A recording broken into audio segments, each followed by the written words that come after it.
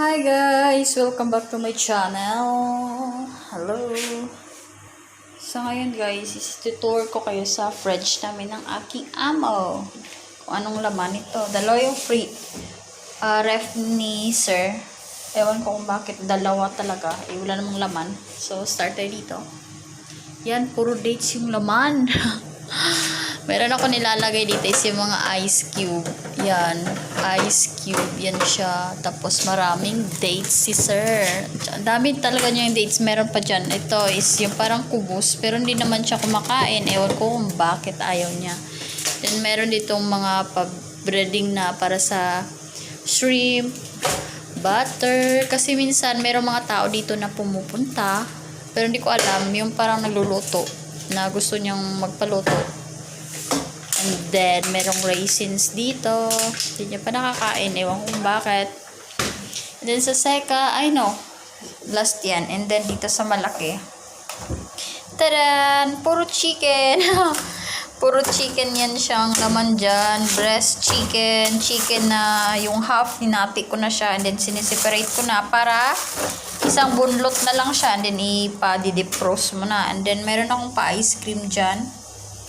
And meron din pa hotdog dun. Isa akin yan sa baba. Merong isda dun sa baba. Isa akin. Meron na talagang ano yan. Kasi yung mga pas na nilagay dyan is yung mga ewan ko ano yun. Malalaki man ata na ano yun. Lobster ata yun. Lobster is binigay ko na sa driver ng amo ko. Yeah, yun lang siya guys. Yun ang laman. And then pangatlo. Taran! Meron pa cheese dito si sir. Pero ako kumakain ako niyan dates. Maraming dates si sir. Favorite niyan dates. Chocolate. Tsaka mga candies. Tsaka hindi mawawala yung mga itlog. Mga itlog. Meron tayong ketchup. Meron tayong pa-breading pa rin dyan para sa fried chicken. At saka meron dito mga pa-sauce na mga chili. Ewan ko kung bakit niya binili yan na di naman nagagamit. Mga pa-ketchup. At saka ito is hindi ako bumili nito. Dito yan siya galing. Meron mga tao na bumibili niya na hindi naman I don't know. Sila yung gumagamit. Meron akong patina pa dito is tinatago ko lang siya sa gilid kasi nga niluluto ko siya minsan. Hinahalo ko siya dun sa bihon ko. Then meron din dito chili sauce na may garlic. Tsaka ito is ano nga ba ito? Olives. Yan. Olives yan. Tsaka itong ketchup na maanghang. And meron tayong pa tomato paste dito guys.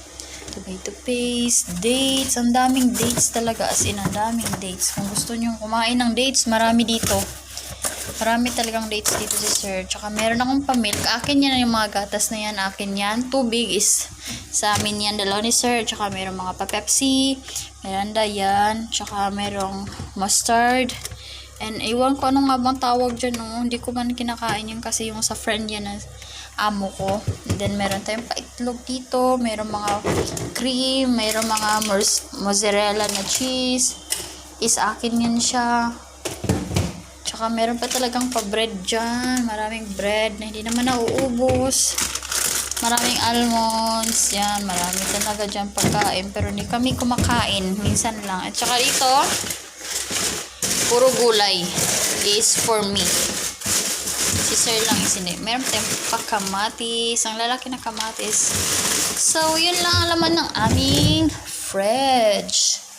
Inangkin ko talaga yung fridge ng amo ko. Kasi usually, yung laman dito is sa akin lang naman talaga. Kasi hindi naman kumakain yung amo ko lagi dito. Doon siya kumakain sa labas. So, yan lang guys.